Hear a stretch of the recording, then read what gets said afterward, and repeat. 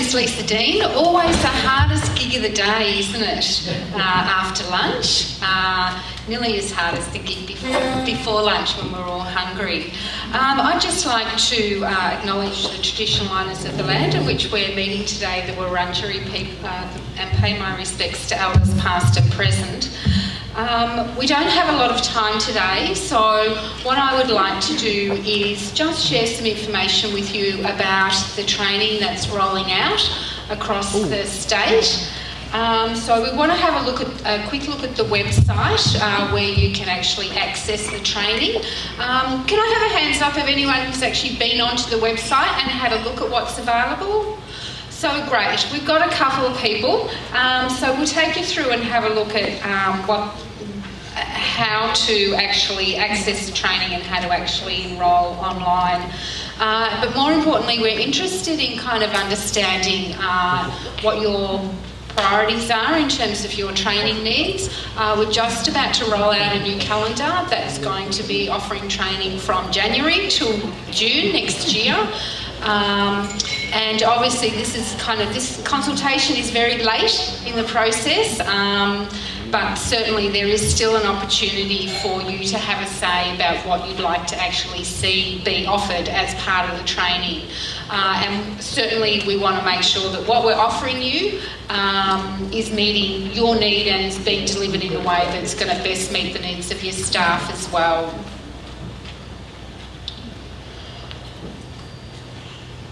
So first of all, we're going to have a look at the website, and we'll do this really quickly. So when you actually land on our homepage, this is what you're going to see.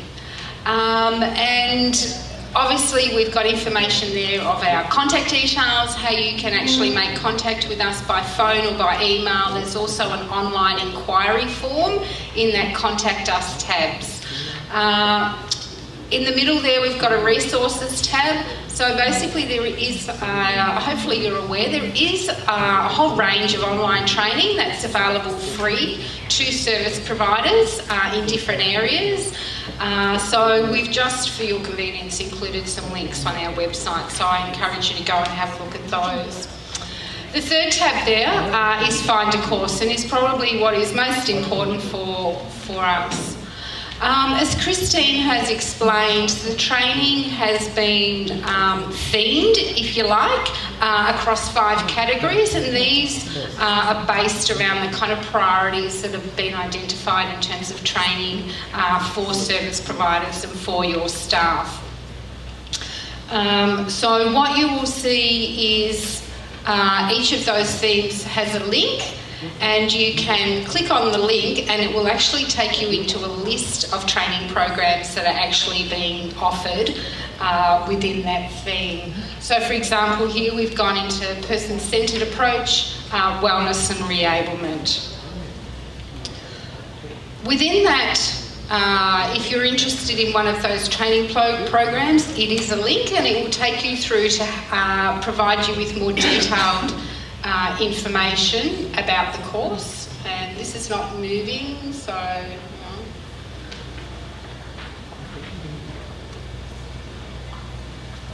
sorry, can I get this to our thing stop? So what will happen is when you click on one of these links, it will take you into course information, which is predominantly about who is the target audience for this session. Thank you. Go back. That's pretty small, but what is the course? What is the course content? What should you expect to achieve as a result of participating in the course? To include information about who should attend, whether there are any prerequisites. So is there something that you needed to have attended or a particular type of knowledge that you need before participating in that course? It will also provide information at the bottom of that page about where the session is actually running. So I think what is important for you to understand is we are certainly offering a number of training sessions in the Western Metro region, but you're more than welcome to participate in training in other regions. So if you see something that kind of takes your fancy and it's being offered in the northern metro area, or it might be offered in the city, whatever, you're more than welcome to participate in programs in other regions. So, yeah. Alternatively, you can actually view courses by region. So you'll notice there's a little tab there, view courses by region. So you can go in and to the Western region, and basically what it'll do is bring up the courses that are actually being offered in your local area. So a couple of different ways for you to search. From here, you can actually register for a program. All the registration is online, and it's quite an easy process. If you're a manager and you have direct care staff and you want to register a couple of people, you can register one or more persons at the same time, so you don't kind of need to come out and go back in all the time. We really collect enough information to ensure that we've got the name of the person who is participating. We obviously want to know what their role is and what the name of your organisation is, and certainly their contact details. So just, if you are registering staff to participate in training, it's really important that we get the correct email address and contact details for your staff. We are trialling an online feedback process. So we will use your contact details, to provide you a link to the feedback process, but also if there are any changes or updates to what's happening with your course, that's how we contact you.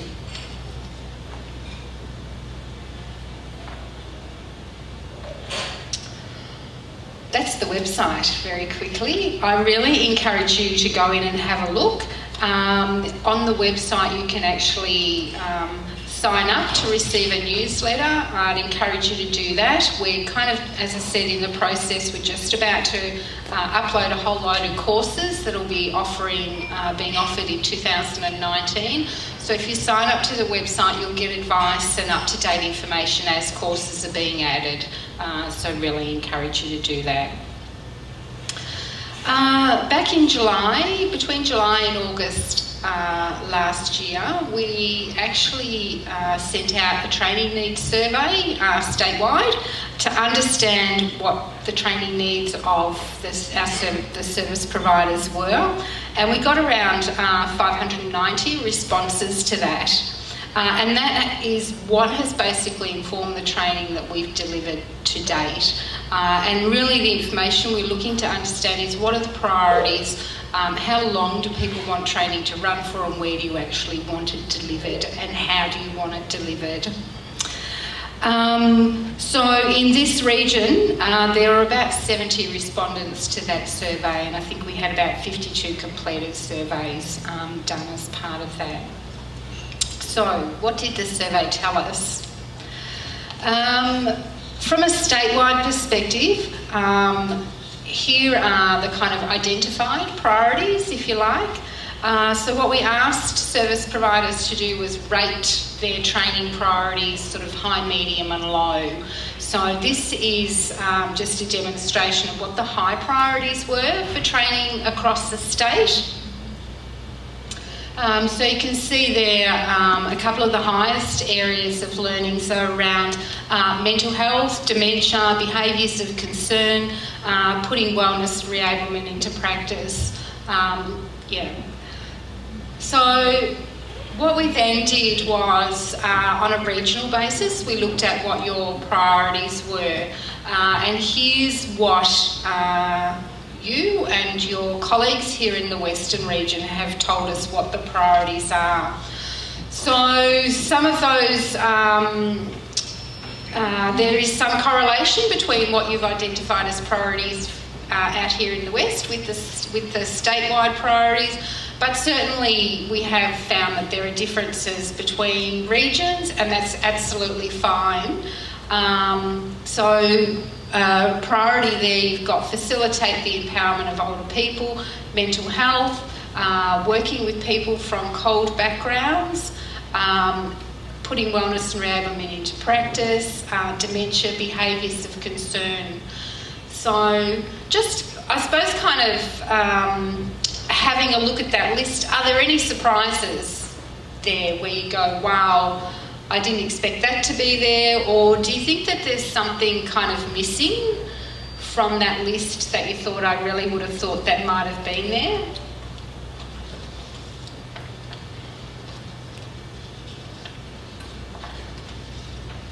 No? I'll assume that that's nothing, things aren't missing. Okay.